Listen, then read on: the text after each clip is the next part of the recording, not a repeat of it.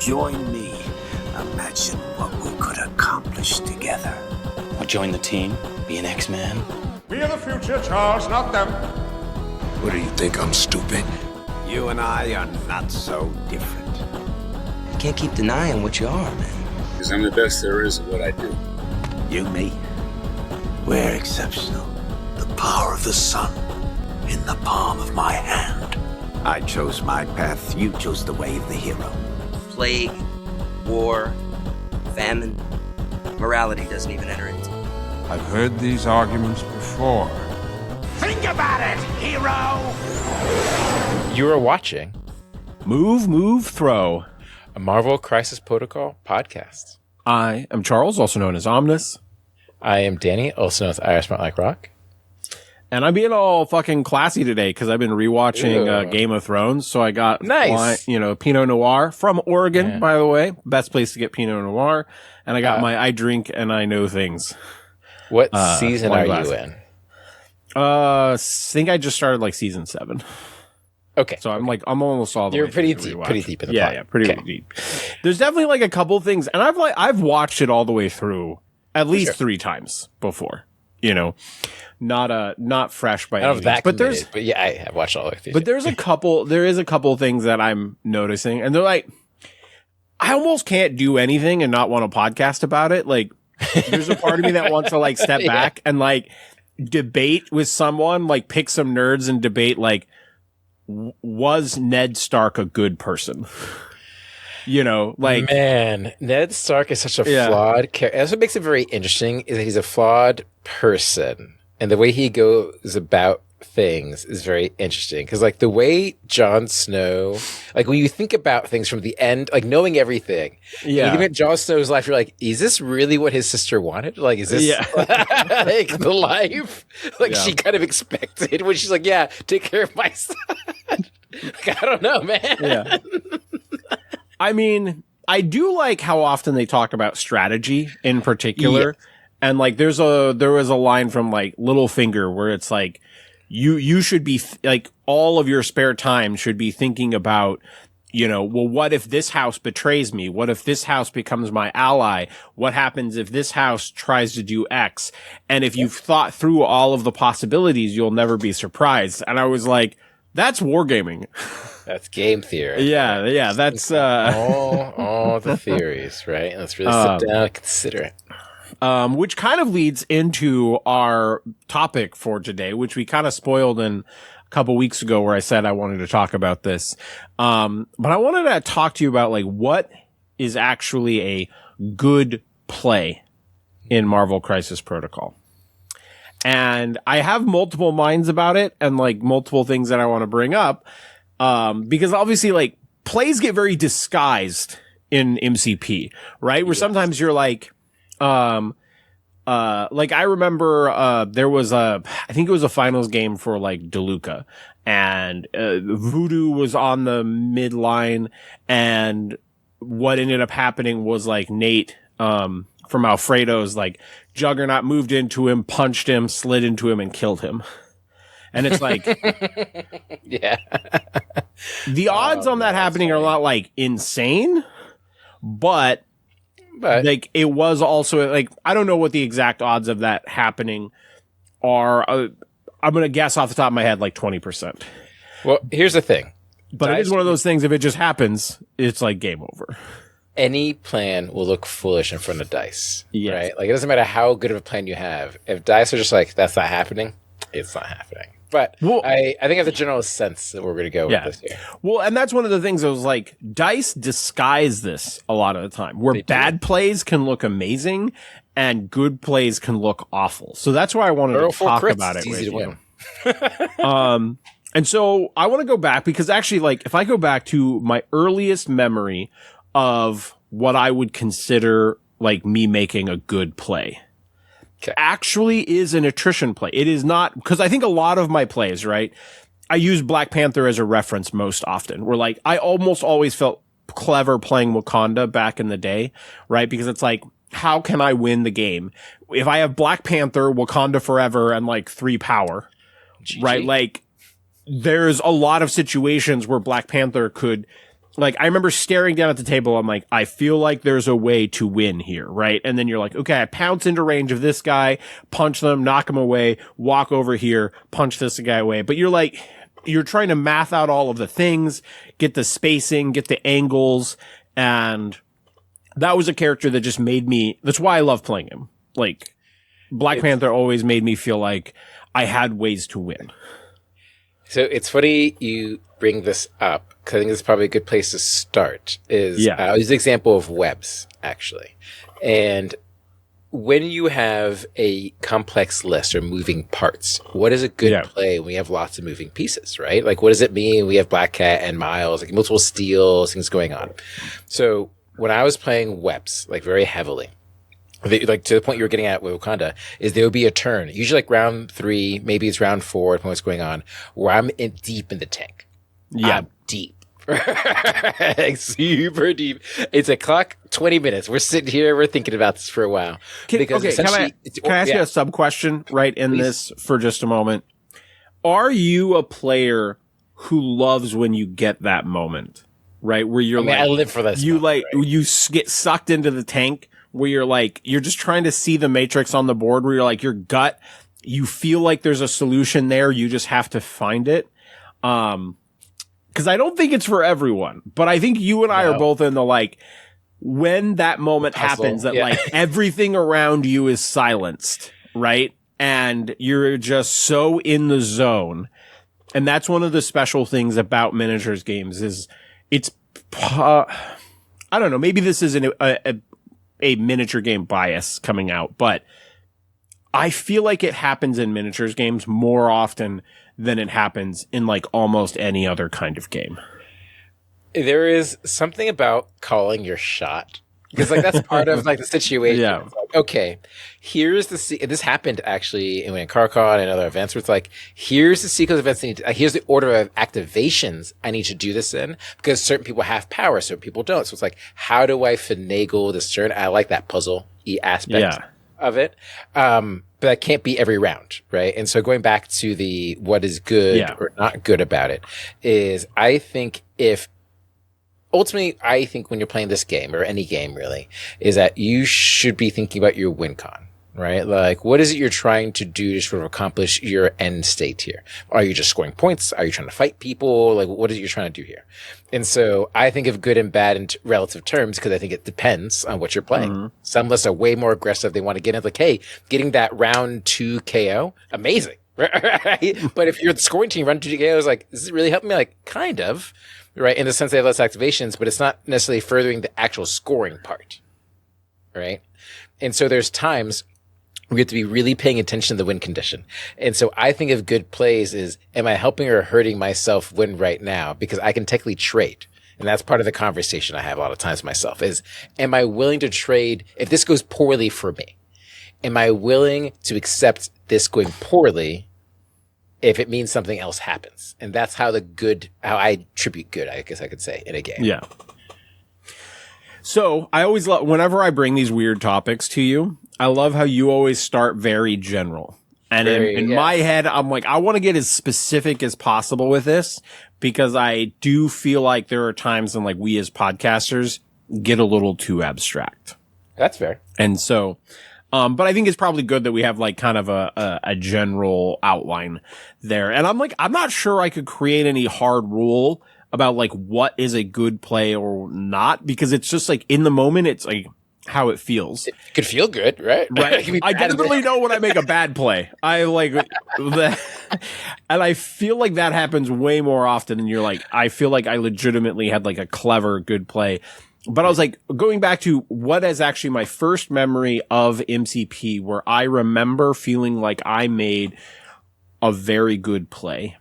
And it was complicated, and it was not like a move, throw, which I think a lot of these are. Like, you know, I have so many. Yeah. There's so many moments where you're like, wait a second, I have this like some sort of move, throw, that like makes me feel clever. But I had a not move, throw that made me feel clever. And that was, I was playing against someone way back in the day when it was like, the game was like very heavily like Red Skull, MODOK, Cosmic Invigoration, MODOK, so he gets another turn. Like that was kind of like the game to begin with. And I was playing against that, and I remember like he just one-shot Black Panther round 1. My opponent was like, "Do you want to re-rack?" I'm like, No, let's play it out. But what I ended up doing that like decided that game, because Killmonger had been dazed and I was not going to have priority. And if I don't get to activate with Killmonger, then I probably lose. If I get to activate with Killmonger, I could very much win. And I remember from the moment that I was going around about that turn, I think it was like round 2 of the turn, I specifically kept choosing to not activate Okoye because she was pretty far up the board. She was in danger and would be like reasonably easy to kill. And so every turn, because even though she would be like a very safe activation in like a very general terms, like, oh, I could back her off to safety. Like she would be like a throwaway activation where you're trying to like save. But I didn't feel like me having last activation that particular round was going to help me. But if I could steal priority, I would. And this was before people were really talking about it. And this was the game that actually inspired my very first like controlling priority episode. And like, it's like second to last, it was like multiple turns. I kept going, can I bait them into attacking Okoye? And I didn't do any mind games. I didn't talk about it, but then they attacked Okoye, and I might have even done her defensive reroll to reroll out of a success. Which you could do. Which you can do. I don't remember 100% whether I did that or not, but it was basically like they killed Okoye, and I was like immediately like, thank God I just got prio. Yeah. And then Killmonger usurps the throne on MODOK, and changed, and I ended up winning that game. And that is a very like attrition based like good play. Now, I'm not sure that would be considered a good play in like this era of MCP, right? Because I think understanding that you want to hold on to priority is a thing that like anyone who plays like an aggro or attrition list like very much understands, and is not going to give up to kill Okoye in most circumstances. I think you kind of touch on the point though, versus good and bad plays, is that like for an aggressive team, it can feel good to get to the mindset of I just need to daze or KO as many characters as possible. As quickly as possible. If they can activate, they can't fight. Can't fight, nothing happens. Easy, right? The problem is when you give up prio on a critical turn and they're able to pull shenanigans or staggers or able to affect your turn or impede your turn. And that's where something that can feel good can actually be bad for your long-term goals because you're not really thinking about how this affects your long-term plan. And sometimes getting double days is great, right? Sometimes getting double days early is like, oh, I shouldn't have activated this character. Actually, this is way too hard of a start. Or the really like the traditional bad play to me in aggressive team is it's like mid round and you've just dazed a character and you have an activation. Do you attack someone you're not sure you can daze?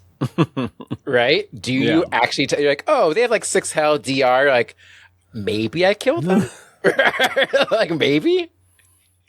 And it's like, is this a good idea? Like, is this actually worth the investment in time? Is this sort of like, is this actually a good game plan? And this is where the decision tree starts happening. Yeah. Well, I think, and that's one of the problems I think with the Okoye example, because like, is that a good play by me or is that just a mistake from my opponent? Right? Which are kind of different things. Like, I was planning it. I was trying to like, it would have been so easy to activate her early on turns where I like, needed to just blow an activation. So it's a good play in that extent, but it's a little bit more of an opponent mistake. And that's where like we could go through a laundry list of us making mistakes, but I want to focus on like, cause I think that's the thing that I search for. And I think there's not, I don't know. How about this mid topic question? Okay. How often do you feel like you're playing a game and either you or your opponent like make like a really good play? I would say it depends on the opponents. I say against a lot of very strong players, I feel like round one's usually a wash. Well, like usually it's kind of like we position. So I'm not actually. Well, yeah, I'm not meaning like I'm not asking in the sense of like how often in like you versus a very specific opponent. I just mean in general, like how many games in a row do you go before you feel like you played a game where you're like, both you and your opponent are like, that was a great play. Like that's where I'm kind of going with it. Well, it's a little different actually, right? Because the differentiation there is that one, you both have to agree, which is much harder. But two, you don't have to agree, even if you just. But I was like, I was going with this originally is that, hey, my first round is almost never anything exciting happens. It's almost always round 2 where I feel like I have the smartest plays because they have the best ripple effects. So I feel like a lot of my very interesting plays or plays that mean the most generally happen in round 2, actually. Okay. Where it's like, hey, I position or I dedicate pieces to one side of the board. And when you make a hard choice like that, like a long mover in center place, like do you go left or right? Do you pivot?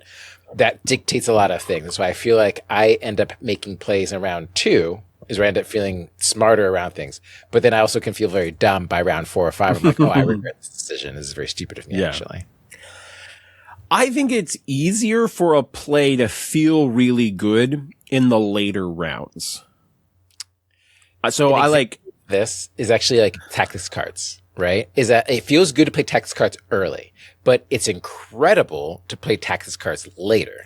Well, okay. So I do want to talk about tactics cards, but that I'm not referring to tactics cards here.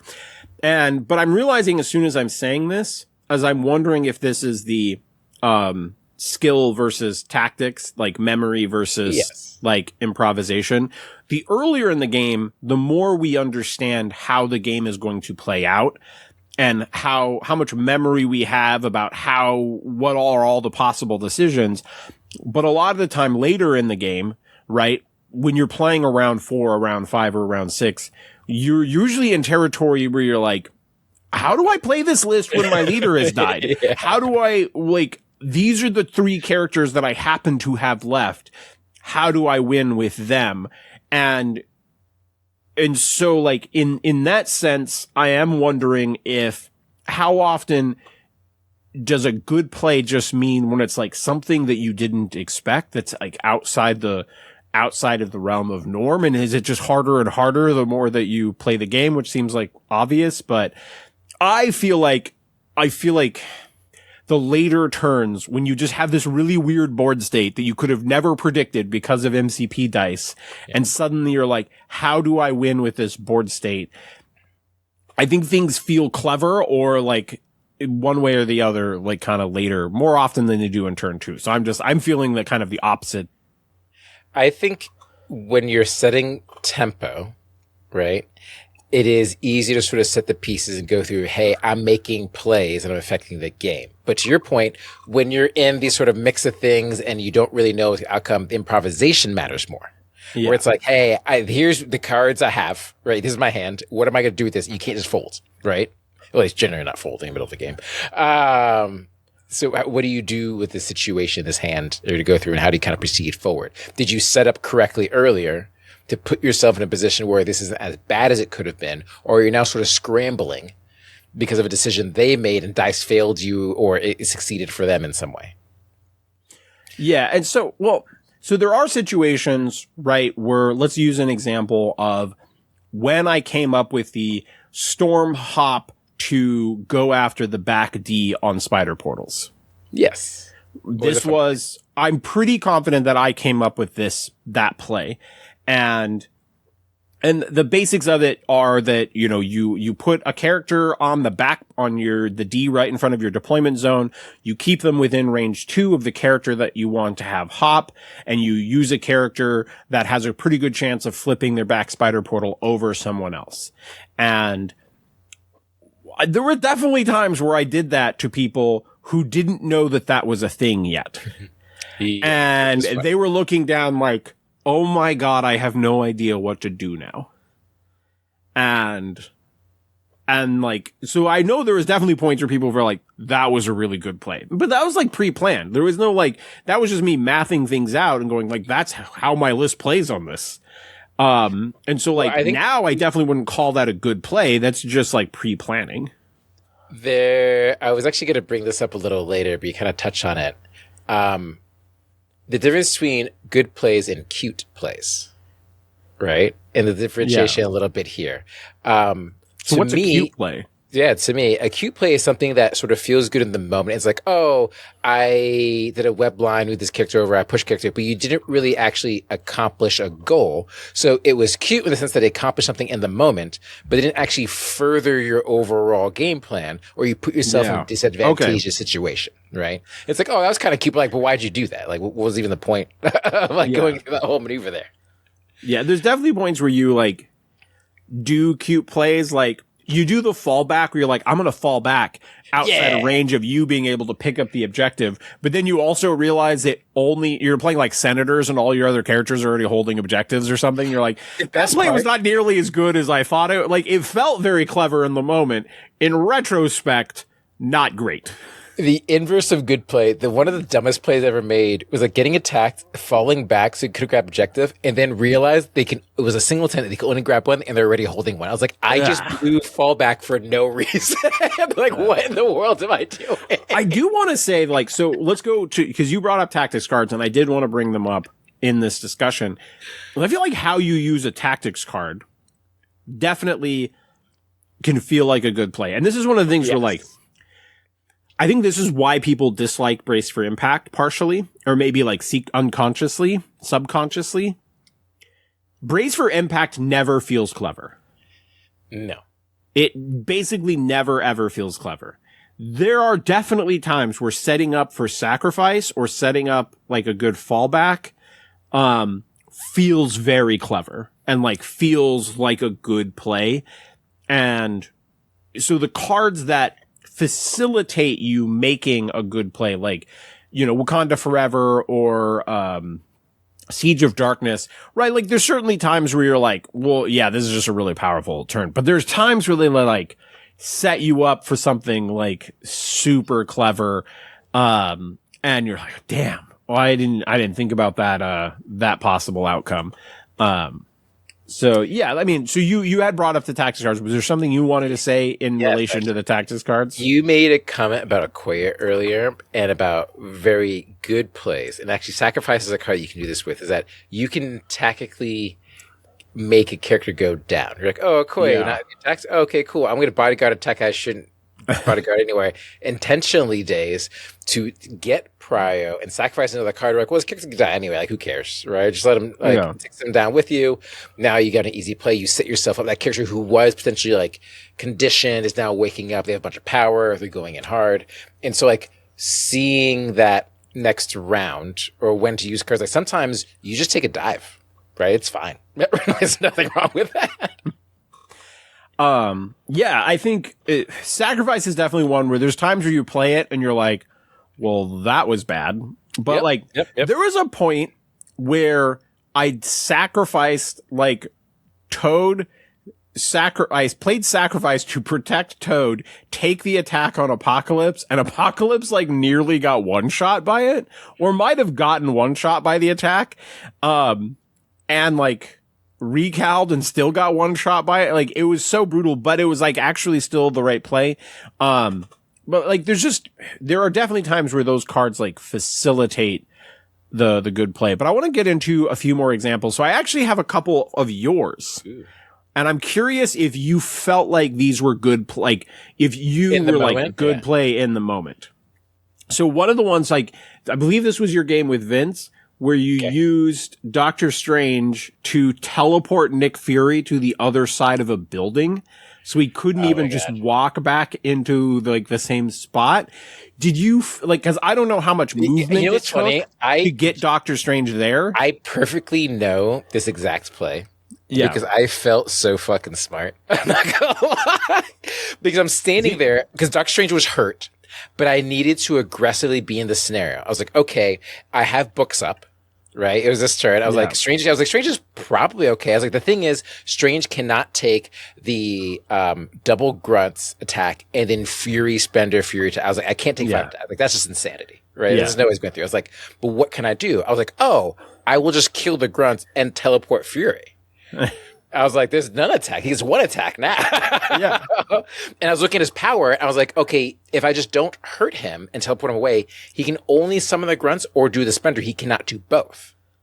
right? He doesn't have the 5 power. I was like, oh, I get attacked once. I was like, I don't care. Like, I can survive through one attack, whatever. Yeah.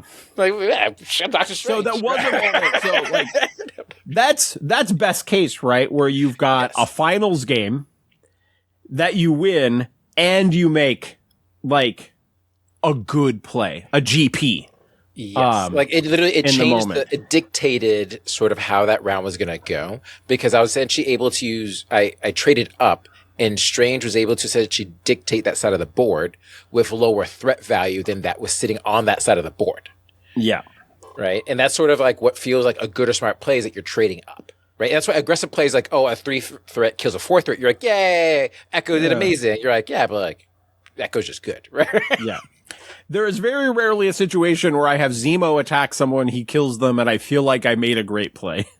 I mean, it does when like it's like a critical daze. It's like a character that could have like impeded you in some way or done something. So that like your target prioritization is what makes you feel smart, because you're disassembling your opponent's plan. In that sense, like it takes a lot of forethought to understand your opponent's list and what are the key factors it would take to disassemble your own lists. Like, what are the threats to yourself? And you disassemble those first. Speaking of target prioritization, good plays, I have another one of yours that I wanted to bring up. You were talking about when you would play Iron Fist, and you would Iron Fist someone to activate them, and you would use the splash damage to get a kill. And I was curious how often that felt like a good play, or was it like almost set itself up? Did it feel like it was something that you had to set up where you're like, I'm going to leave this guy at 1 because I know I'm going to like have this potential to like, I think that the Iron Fist explosion damage, everyone actually forgets about, because it's like range 2 from the target character. And it's from the target, not from yourself, from the target character, which is the thing everyone actually forgets about. It's the explosion. It's only enemy characters. So what I'll do is I'll say, if I know I have prio and Iron Fist can go first, I will almost always try to leave at least 1 to 2 characters on 1 health, just to get the auto, you are activated, you are dead. So Iron Fist traded up. That 3 threat potentially took out a 4 or 5 and another character. So like whatever he does now, like I don't even care anymore. Yes. And I think that is certainly something like, I don't want to get into like mistake plays versus good plays, but I think there are a lot of times where you have to set up for the potential for a good, like, opening, like the next round, as opposed to like, sometimes you need to leave people low for the next round. Like this happens when I'm playing Shang-Chi all the time. He always fucking lives on 1, and then like, there's a really key turn where they like combo, they get the 1 damage on Shang-Chi and like do like, and they just start off with this really crazy turn. And I don't know why Shang-Chi always has to be on 1 health. I mean, it's those counting blanks. He just lives forever. So someone who does this very well, I've watched several games, is DeLuca. Yeah. Is that you'll see him sort of set things up for the next round. And you're like, oh, hey, watch this chain reaction happen now. You're like, oh, I'm sad. You're like, yep, very sad. So do you think that it takes setup for it to be a good play, or can it just be totally accidental? I think it can happen both ways. I think a good play can be something where you set up the trap, they fall for the trap. This is like Spider Tracker, all these sort of cards. Well-laid plans. Like, if well-laid plans always feels great when it pops off. You're like, watch this, I go through. Yeah. Right? But it's also, when it works, it works. And when it doesn't, it feels terrible. But to the other example is that if the ingenuity, thinking on the spot moment, being able to change plans, is being able to take advantage of poor rolls. When you go like, oh, this didn't go the way they thought they were going to. Are you just going to do the plan you're going to anyway, or are you going to try to take advantage of the opportunity? That's where I feel like is a smart or genius play, where you take the moment, because you didn't plan for that. You're looking at the observational data and going, wait a second, I have an epiphany. Right? I have a new thought. Wait a second. Well, and that is one of the things that I really like about, I know I was saying that like, I don't usually feel like I made a good play with Zemo, but like both X-23 and Zemo having spenders that give them movement, I feel like, I'm not sure if it qualifies as a good play, but I always feel like, okay, I'm going to start an activation, use the spender, and then I get to pivot based on the outcome of that attack. And that like sets up for good, like combo plays and stuff. But I don't know how often that's a good play, right? Like I almost feel like we're at a point where like that's normal. That is normal because essentially you're taking advantage of an opponent's mistake or potentially a bad play they made. So is it like, because that's sort of the problem there is like, I think it's more dice. You're just going, did my dice spike? And so like, obviously I think there's definitely a world where like just choosing the order of your attack. Sometimes you want to use, you want to use the builder first to see if you spike and get extra power, which sets up for a bigger turn in the case of a spike, where there's times where you spender first and then it spikes. You don't get extra power. So you don't really set up cool combos. You just finish them off early and then you can't even builder them to like gain power afterwards. And so there's situations like that where like which attack order you choose can sometimes be very subtle, but I'm not sure that's a good play in the way that we're talking about. That would be under the category of play habits. Yeah. Right? Which is about good play habits, which is like, hey, try to use builders for spenders. You try to gain power, you can. So like, I wouldn't categorize that as an individual play. I categorize it as behaviors that good players exhibit. Yes. Which is slightly different. That's just like good play in general, but not necessarily like a good play, you know? Correct. Not a like individually. Yeah. A money shot. I want to say, so one of my favorite plays of all time was actually against a Zemo. We were playing Deadly Meteors, and it was potentially like the last turn of the game. And I had one activation left, and they had Zemo left. And Zemo was on 0 power, and a lot of things were dead.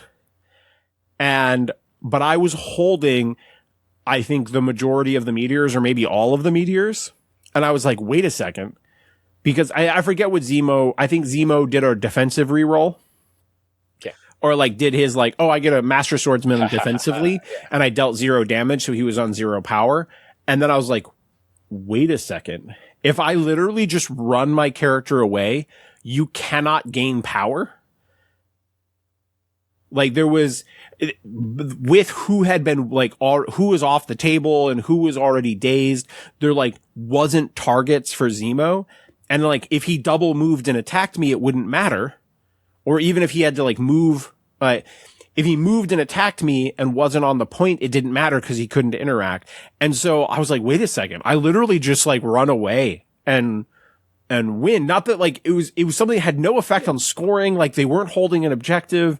And it was like, it was such a wild moment. I was like, wait a second, I can just run away and you don't have power to do anything.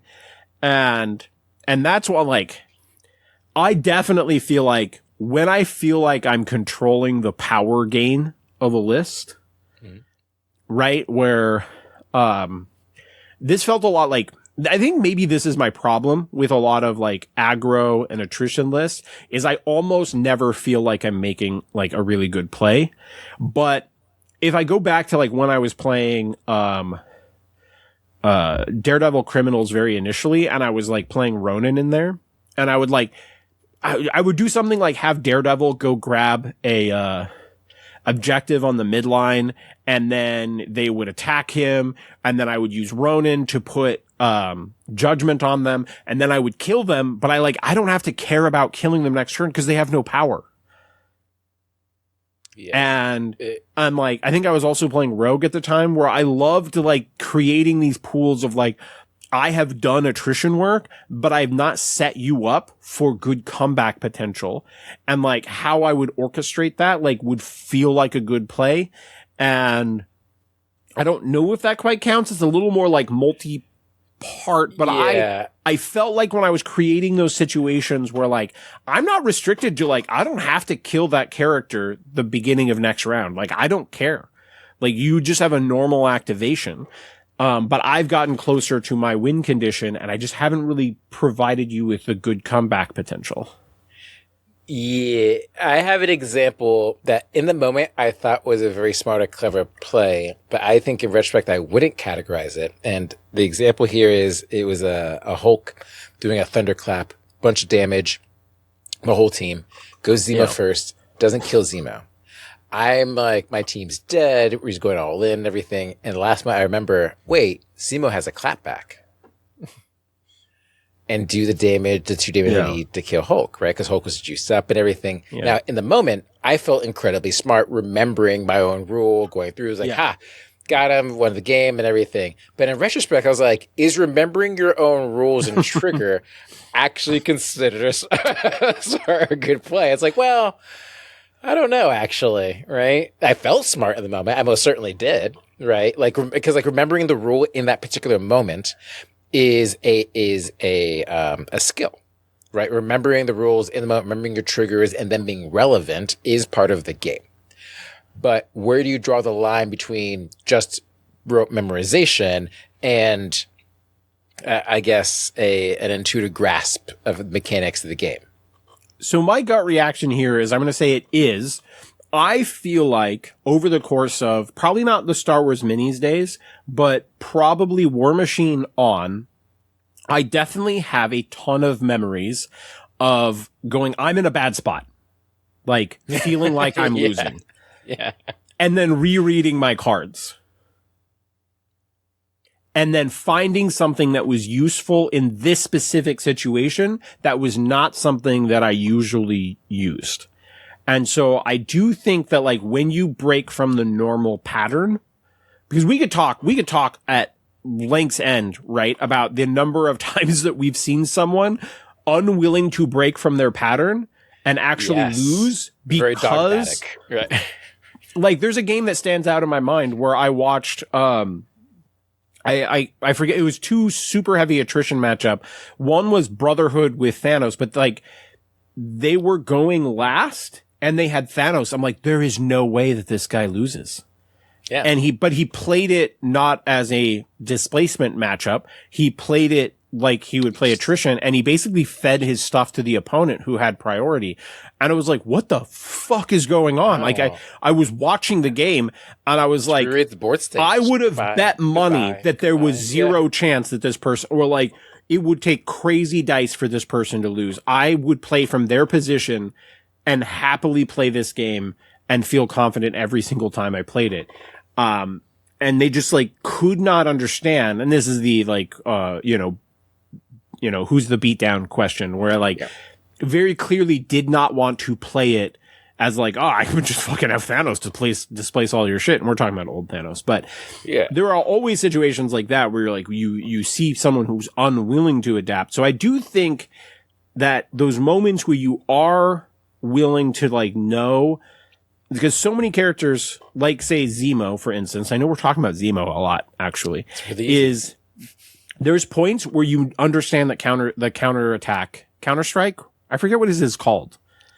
I think but there's so many times that's a trap. But then there's times where it's like fucking insanely like good ability. Yeah. Where you just end up leaving characters on one, and then you're like, well, I have Zemo and Black Widow and maybe even like T'Challa, King T'Challa. It's Counter-Strike. Yeah, it is Counter-Strike. Nice. Where suddenly like you put a whole bunch of characters in danger because they're at one, and you're like, are you willing to attack me and potentially like lose your activation? And so that is a good example of like in general, like you should know the abilities that you don't use very often, or like the spenders you don't use very often, so that you do know like when to use them. Yeah. I think that's where it's hard to draw the line, because like what is good and feeling smart about remembering your rules? Because like there's gotchas and weird corner cases, but like remembering all of your triggers and abilities is a skill in and of itself. Right. And there's lots of mistakes that happen in terms of people forgetting triggers, forgetting conditions, forgetting scenario triggers. Right. So clearly, right, remembering triggers is an important skill. It could just be hard to feel smart necessarily about remembering a rule or trigger when it feels minor in the moment. But again, the whole game is made up of these minor moments, minor rules, clarifications that build into the whole scenario. Yeah. Like, there's so many times though, like, so to kind of like play devil's advocate to my own argument, I feel like I have seen so many people try to use Lightning Blast from the Mighty Thor to finish off like a character where like what I mean is like they hammer strike, they get someone down to like 1 or 2, and then they're like, I'm gonna lightning blast this other person and have electric shock kill them, and then they just don't roll the wild. Correct. Like the number, like you overthink. I'm like, I was so glad you didn't just attack me. Like, obviously there's situations where you go for the double play because you're just behind. Right. And you're playing from behind. So you need to set up these like multi-combo things. So here's an example of the inverse. What feels like a good play, but can be a bad play is, so you have a charge and spender for Mighty Thor set up. So you get the rerolls, you come in, you're like, I got 3 rerolls. So I need a wild? Easy, right? Like how could this be? You go in, rerolls, do nothing. Was that a good plan or not? Right? Like triple rerolls, multiple dice. You're like, well, the odds are in my favor, but odds being in your favor doesn't necessarily mean something is actually good. Yes. Right. That's not the same thing. Well, so here's a situation that I think was a good play on my part. I forget who I was playing against. But I was playing the Mighty Thor, and she was poisoned, stunned, and staggered. And I was playing the Thor 1 leadership. So I could spend power to remove the stagger before the start of her turn. Yes. But I was looking at her power and I was trying to kill Doctor Strange, and this was like before the buff, right? So he couldn't do his like rerolls on dodges. Yeah. And so I was thinking size 4s are sick. It was great. I was like, if I spend the power to remove stagger, it means I get 1 more 6 dice melee attack with rerolls, but I need that attack to gain a power because I need to be able to throw. And what it was is if I dealt damage, like if she mid-guarded in, right, and got 1 damage through, or like dealt damage because I was stunned, I would have the power to throw. But because I was stunned, and if I mid-guarded, gained a power, I would need that other 6 dice attack to get damage through. And if I don't get damage through, then I don't get the throw. And I was like, you know what? I think I am actually not going to use the leadership, not going to remove any of the things, and I'm going to bank on the 4 mid-guard with reroll 2, getting enough damage through that, like, plus the throw, that I can finish this character off. And that felt clever in the moment, because instinctively I wanted to remove the stagger, right? You feel like 1 power to remove stagger, really good. Should be easy decision. Just walk up and do it. And I almost did it. That definitely, I was like, wait a second. I don't know what the exact math of that is, and I forget what all Doctor Strange had, whether it was like books up or if it was I don't remember like all of the specifics, but I just remember being like, man, the 6 dice attacks just don't always deal damage. This is like, I have this issue with Cyclops and 5 dice attacks where you can just cry sometimes. Yeah. You're like, why can you not hit this? The wild hit trigger just makes you so sad sometimes. Yeah. I was very worried that when I initially brought this up, and a lot of the things that I was thinking about would just be like, oh, good plays are like move throws, which is on brand for us. Because I do feel like one of the moments that I've mentioned the most over the course of all of my MCP podcasting was first LVO after MCP release. And I was playing in the finals game, and I had this, like, Venom. I was still playing very aggressive Wakanda. I was playing Killmonger Wakanda. I was usurping the throne, right? I was killing shit all over the place. And to, like, win the game, I ended up doing, like, Venom, like, throws someone off a point, walk, like, and then, web snares Hulk off a point or something like that. And it was realizing that in the moment that I had the power to do all of those things, and that it was a move, throw, turn. That was one of the moments where I'm like, I am fucking in love with MCP. And so you have a lot more of those. And like, I am wondering if, like, fundamentally why I love like the displacement teams and like the positional teams and stuff is like that I just get that feeling more often. Like think the biggest difference between like a displacement or a scoring team and like an aggressive team is that in scoring teams, it is easier to recover from bad scenarios because a lot of those defensive teams have cards, abilities centered around that sort of recovery aspects. Where aggressive teams, if things start going poorly for you, like you have a round where you just like cannot do damage. Like a whole round where your 2-3 big hitters just don't do anything, can't get the power, can't start the next round, don't do anything, and you have failure to launch. Yes. I think this is like the number of times, like yeah. I was going to say, yeah. The number of times that I've like tried to play an attrition style list and be like, all right, I'm going to have Lockjaw teleport up this guy and like you set up and then you're like, you just do nothing. You're like, I got 1 damage through. And you're like, I set up my whole list to facilitate this great alpha strike. And then like, I just literally did nothing. And like, I'm not sure that's a good play either way, right? You know, is it a good play to great refuge forward Black Bolt 1 and have him make a whole bunch of attacks? You know, like, is that a good play? Probably not. But I think this exact scenario is why Recal feels so bad, right? We're going through, you set up all your dice, everything, big 7 damage attack, Recal, do 3, fails everything. It just feels so bad to have everything fall apart when you felt so close to it. I think that's like the highs and lows of being an aggressive list. Yeah. Yeah, I am just wondering, like, is the reason why people like lose interest in games because that we kind of chase that good play feeling? And the more you know a game, the less often something feels like a good play. This is like completely tangent, but a classic example of this, ironically, is Minecraft. Is, hey, people automate the fun out of that game. I'm building all these automation farms and everything. It's like, okay, what do I do? It's like, you literally automated the fun out of the game. Like, you no longer play the game. You just stand around looking at the gameplay itself. I mean, that's a conversation on a lot of things. Like we almost like math ourselves out of the fun of the game. Yeah. And I mean, I think that even happens in miniatures games, right? Where, you know, so a wild thing. And so I think about it from 2 perspectives. Like I remember early TTS leagues, Morgan Reed, who is considered one of the best players of like any game that when he's playing, he's usually one of the best players in the world at whatever he's playing.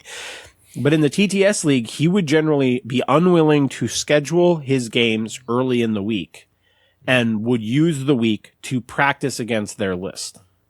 Yes. And he would get in a lot of games against someone else's list and like figure out what he's going to play. And this is the thing. So I remember my first War Machine WTC. So many people were practicing their lists against other teams. Yes. Like on the Friday before. And like in my head, I'm like, this is wild to me. Like from a just like, I want to play the game with other people. It's great. But like, I'm also like, I don't want like the number of times, and like, I want to do a whole episode about like playing differently or playing in ways that people don't expect and like that sort of thing. And I find that this happens a lot where if you get really good at something that you can like play it in a way and know when to play it differently that other people go, I thought I knew how to play into this matchup because my local plays it, but you played it so much differently than them that, and like the number of times like I've played against someone and been like crushed them and they're like, man, I had no idea that you play it that way. And then like the next game was way harder. And I'm like, if I travel to another fucking country, like I want you to have as little prep against me as possible. Cause if I get my 1 win against you where I have a plan that you've never prepared for, I don't really want to like the idea of someone watching me play the game and being like, oh shit, I think I know how to beat Omnis. Cause I like, you know, man, this is such a funny conversation. Ultimately, you never really want to be helping your opponent, right? Yeah. Like that's ultimately what you're doing is giving them information how to play against your list, which, especially at like an event, like some people are like, "Oh, can't play this matchup. I don't know how to play this matchup." I was like, like the worst you play against someone to get practice, and then you end up getting paired in the event and play the exact matchup. And you're like, "Well, this is awkward." That happened at my first Adepticon. I was having beers with someone and I was explaining to them my extract strategies. And then I was playing against them in the semifinals and they were like, they won priority and they're like, I'm not fucking giving you your extracts because you just like explained to me like how you were going to fuck me on your extracts. But then I would like realize that I didn't talk about my secure plans. And so I surprised them with my secure plans. But yeah, I mean, I guess part of it is like, are you coming into it going like, I want you to know how I'm going to play it? Cause I feel like I'm shooting in like a million different directions, but I think there is always a hard part. And I think if we ask DeLuca, there is probably a very challenging part of trying to be one of, if not the best players in the world and be a podcaster. Because you want to talk about the most interesting stuff on the podcast. But I'm like, can you actually be the best player in the world if you're spilling your secrets on a podcast? It becomes very difficult. Yes. Because the thing you'd want to talk about is what you're doing well at. By explaining what you're doing well at, it inherently can't do as well.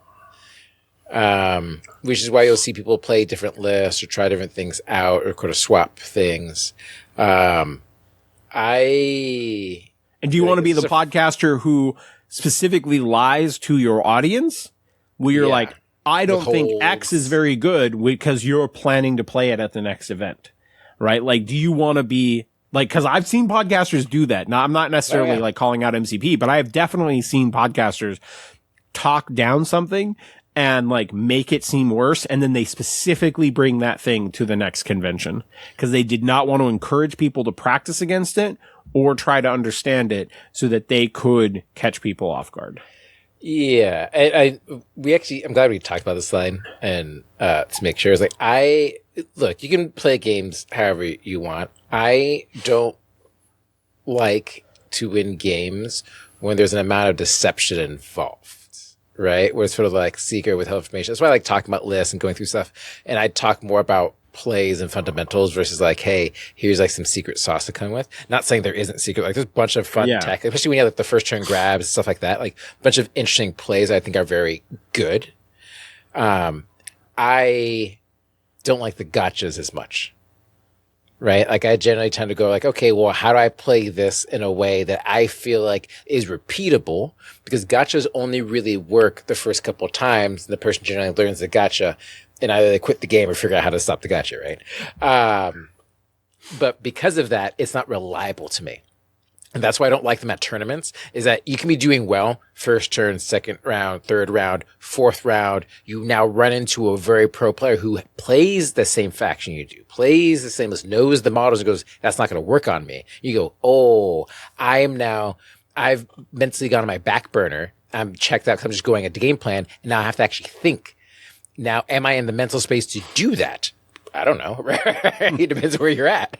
Well, I like the things that are like, you do it against someone the first time and they're like, shit, I was not prepared for that. That was really good. But then when they try to play around it, you're like, this is good for me too. Because now you're trying to counterplay it, but the counterplay for it opens me up for my other strategies. Yes. So you were talking a little earlier about plays and counterplays. What I find most interesting is like baiting people in decisions where if I have prio, I will generally have more than one option at the end of the round. It seems like, oh, here's my very clear play I go through. It's like, well, here's two plays. So even if I lose prio by accident, sure, you'll stop something, but at least get something out of this trade. I'm putting them in double jeopardy effectively. Right. And I'm trying to set up scenarios where even if my dice fail me or something happens, I at least have a plan B. And so that makes me feel clever that I actually thought ahead enough to have a plan B in the first place or think I even needed a plan B. Yeah. Sometimes there's some really subtle plays that I think maybe go a little unnoticed where you're like, when you say you're playing on something like a D shape, right? And you move a character closer than you need to because you're engaging someone else who might even be dazed, but it creates these situations where you're like, shit, if I activate this one, but you engage this other guy, or like, we always think about it the next turn, right? We're like, man, I walked like barely within contest range. I should have walked up so that I was in range 2 of that character, or or ignore cover, or like there's so many little ranges that you're trying to keep in your head. I was trying to avoid those little like the placement sort of like, it's just hard to feel good. But there's definitely moments where we all have the moments where you're checking and you're like, shit, you're going to be like ignoring cover on that guy, or like, you're like, oh, I did not plan that. But when you like do perfectly plan it, where you're like, I want to be in this range of the objective, this range of this guy, like, and you're trying to organize all of those things and you get it. Sometimes that's a very subtle thing, but I think that can be a really good play when there's a ton of factors and you're like, I want to have this. Like, how many times do we get that one shot where like the dice spike and then we're like, oh, we're not in range to attack someone else? Yeah, no follow up. Yeah. Right. You're like, okay, well, like that sounded cool. And then you're like, oh, that was cute.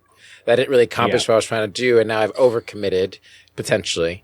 It was something there was something I wanted to talk about before we ended this cast, actually. And it was like a negative play that could happen. I am surprised how much we've actually talked about attrition plays in this. I was very worried that this would be like, oh, my favorite. So, okay, I do want to ask you, like, if you think back to like all of the MCP games that you've played, what is the play that comes to your mind, like foremost, where you're like, that might be the most clever, like good, great play? Like, I still think it's always going to be one of two characters. It's either be Deadpool or Rogue, and it's always the power absorption play. It's always the big brain, like, wait, how much power do you have? You've got 2? Oh, I'm taking both those away. Now you can't pick up a token, right? Like the best I did with Deadpool was I had a token. I had like 1 health left. I was like, well, I'll heal, go to 3. It's like, I just get rid of your power and I walk away twice. I was like, the worst you can do is potentially attack me once, and then you can't even pick, don't be in range. Like, okay, sure, that's fine. Right? Or you won't be able to do your supers or anything like that. It's like, hey, like being able to manipulate my opponent's power, which is what I think is very interesting about like Bastion and some of these characters. It's so debilitating, right? That's the whole death and taxes thing. Like this whole thing is that when you start affecting the opponent on their opponent's turn, like Vince hit this, right, with the shield this and the counter attacks. Like when you start affecting their decision process, right, and interrupting their decision process, that feels very clever, right? Like I have a plan, not anymore. Dude, like what was like Vince talked about a play on his cast where I forget what it was, but I think it was like eye in the sky into a sacrifice that like made it go to Hawkeye, and then like he gets to quick draw into them. Good. Like that kind of stuff is insane, and I can see why Vince loves Shield, because Vince like Shield and I don't want to speak for Vince or like speak for any other podcaster, but Shield is definitely a faction that if you want to feel that like good play feeling, that like I was clever, I like made a really good play, Shield might do that better than any other faction in the game. Like I don't know if that's a hot take. Both aggressive pieces and tech pieces. They have some very interesting tech pieces too. Like so much like playing with ranges, playing with power. Like there is, also just like God, all of a sudden the name of the card is escaping me off the top of my head. But the one where you give someone a short move. The not vertical assistance, the other card. Not is Shieldmobile? It's not Shieldmobile. That's the one that like just gives yourself a yeah, but there's like one where you help the opponent out. It's like there was another card that used to be like it. You can move someone around and pay for it. I'm trying to think what it is. I think you're thinking of climbing gear. I'm thinking of climbing gear. But why am I all of a sudden sit rep? Sit rep is the card. But you're just like spend 1, give someone a short move. It was climbing gear, you could spend it on yourself. Sit rep, you can't move. I feel like there was another one where you moved the character. Or was it like escort where you have to walk them away? Is escort the safety? Escort is kind of the one that's kind of like it was like a strip move though. Yeah. I think you're probably thinking of climbing gear, because climbing gear you could spend it to move someone else. But climbing gear you could play it yourself. You could move someone else. Oh, I always thought it was yourself. Yeah, that's actually a really good card. I missed that card. Anyway, climbing gear. Are there any thoughts you wanted to get at, or that we didn't get to cover over? Yeah, I don't know. I just wanted to talk about, like, I will say that, though, I think one sad thing about, like, MCP and MCP's dice is this, like, I don't feel like often enough, like, an attack action feels like a good play. Not in the sense of, like, attacking is bad. I do think a lot of time you attack, but it feels like so often the amount of time that you feel clever is when you don't attack. When you're like, I'm denying you power. I'm throwing you. I'm things like that. And I think that's one of the things that I think maybe pushes people away from MCP. Because I think there's so many times, that the attack backfires on you. You're like, there's so many times where you're like, I attacked someone and it backfired and I lost the game because I made an attack that I shouldn't have. And so, like, that part is like the frustrating part. And I do wish that, like, for just the sake of, like, how much people like rolling dice, there is certainly an element of, like, that part is, I think, is maybe one of the things that, like, MCP struggles with as someone who's playing multiple games at the moment. But I do think that the MCP dice system and, like, how much it can create very strange turn 3, turn 4, turn 5s, like, set you up for, like, how well do you truly know the game and how well can you, like, make a really good decision in a very weird situation that makes you feel like you got a good play in. And so, like, it's a two-part sword. I think fundamentally it's the MCP dice plus the fact that you give someone power when you damage them. Yes, it can work against you in a lot of ways. There's like a funny factor here in terms. Well, you said you agree. And I remember I do agree and disagree. And the reason why I do is that I feel like we kind of talked about this, but when you feel the most clever when you're an aggressive list is when you know when to push the gas versus throttle. Right? Because there are times, like, to your point, like, do you attack? Do you always attack when the aggressive list? Are you just going for the throat every single time and just trying to KO models? Like, how you dictate the pace of the match matters a lot when the aggressive list. The understanding that just dazing everyone doesn't help. Because sometimes, like, the Iron Fist play is like, I want to set up so that the round 4, the top of 4 is, I get 2 guaranteed dazes, and now you only have 1 or 2 activations, and I know I can just run the points, just end it right there. And that makes me feel clever because even as an aggressive list, there is honestly, in all of my time playing MCP, there's probably been less than 5 games I've tabled an opponent. I'd probably say it's like 3 games I've ever actually tabled an opponent. Yeah, I have not. Like, it's like, it's like, I don't know. I was like, I don't think it really happens all that often. And so ultimately, like, even my aggressive games, it almost always just comes down to scoring. It's just, I get a turn where I can score like 6 or 7 and like, okay, well, you can't score anything. I'm just going to end the game. So I pulled up the Iron Fist card again. The damage is range 3. It's so good. And there's no trigger, there's no die required for it. And no enemy. It's just like, just die, just explode. Like, other enemy characters within range 3 of the target take 1 damage. And it's before damage, so even if you KO'd them, it is a guarantee. You just pow. And you throw them, so you could also combo in the sense of, like, it's interesting. So when the Iron Fist block came out, you were playing at that time. Amazing. Yeah. Everybody was like super hyped for Iron Fist on release, and then Luke Cage became like the super badass, like was played way more often. But man, Iron Fist. Do you think? I know this is so off topic. Do you think Iron Fist is going to get any health? If he becomes a 6/5, he will be everywhere. Like, that's the thing. If you give him any health, he becomes ridiculous. Yeah. Living on one is like the nightmare scenario. I guess. Yeah. Yeah, because he can Iron Fist. And I want it to be front loaded. I wouldn't want it to be back loaded. Yeah. I would want it to be front loaded. Yeah, but even if he becomes a 5/6, it's still really good. Yeah, man, it's so crazy. But he's definitely a character that, like, the more that you talk about, like, the plays you do with him, he's definitely one where I'm like, yeah. So an example right now of Asgard is of Iron Fist on one side and like Mighty Thor on another, and it's like, okay, you can stop one of these characters, but the other one's gonna pop off, and you know they are. Right, there's no way you're stopping this. So, like, what are you gonna do in this scenario, and who's more important to you? Because like then the board state matters a lot.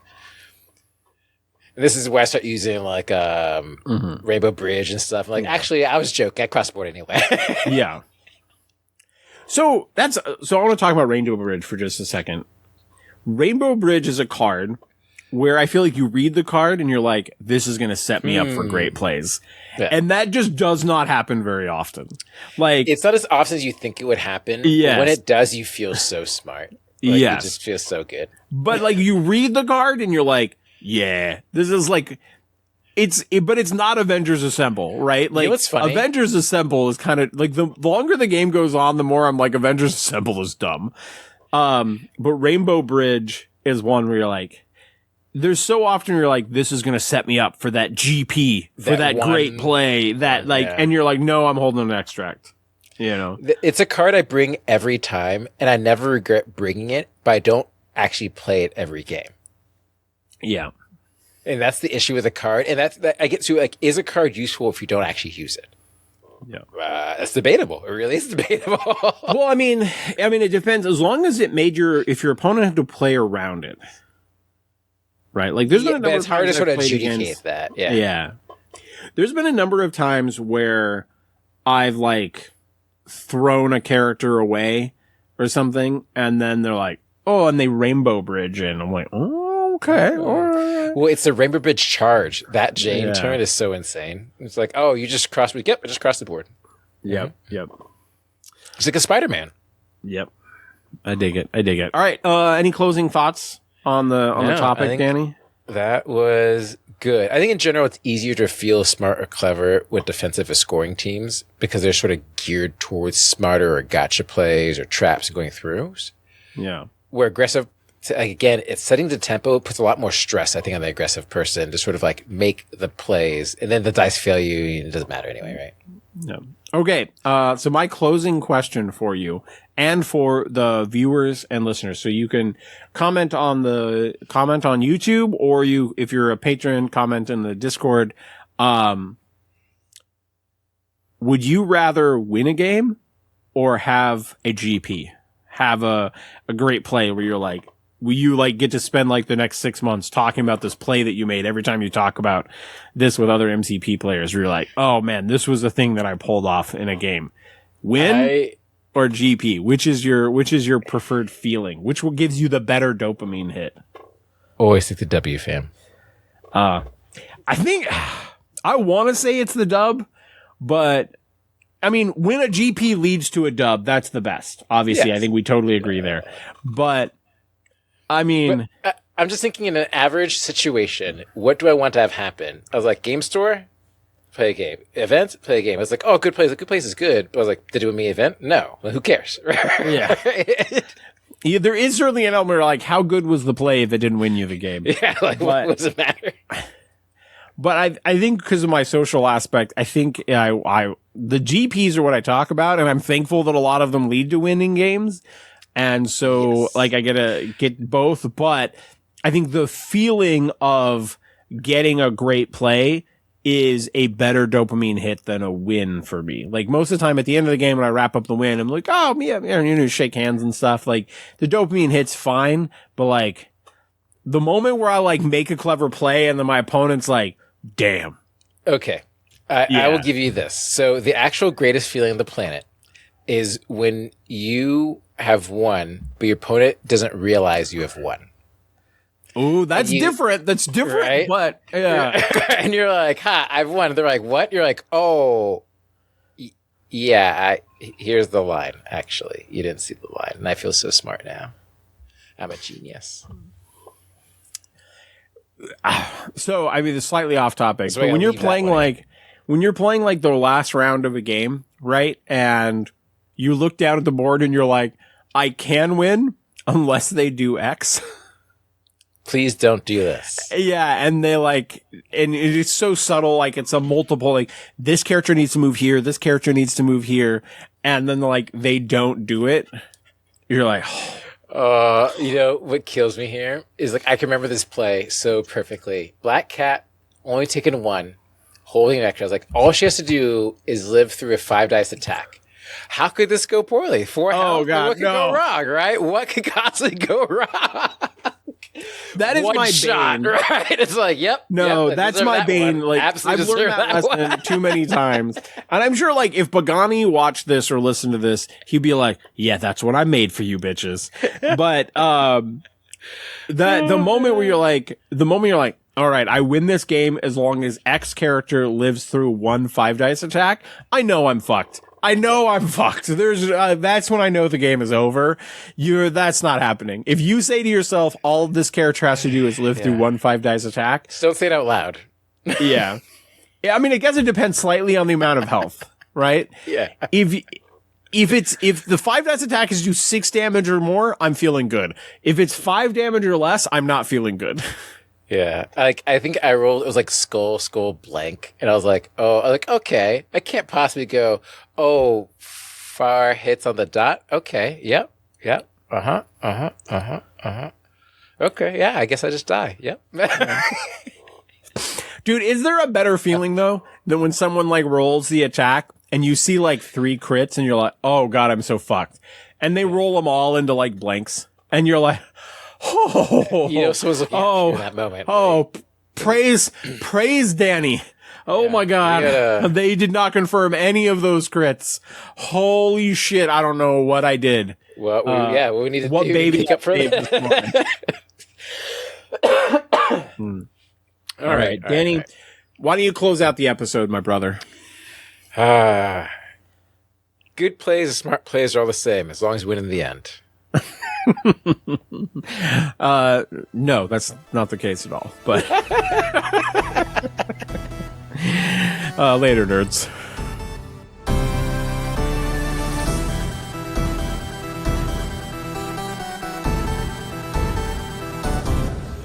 What would you prefer? Yellow spandex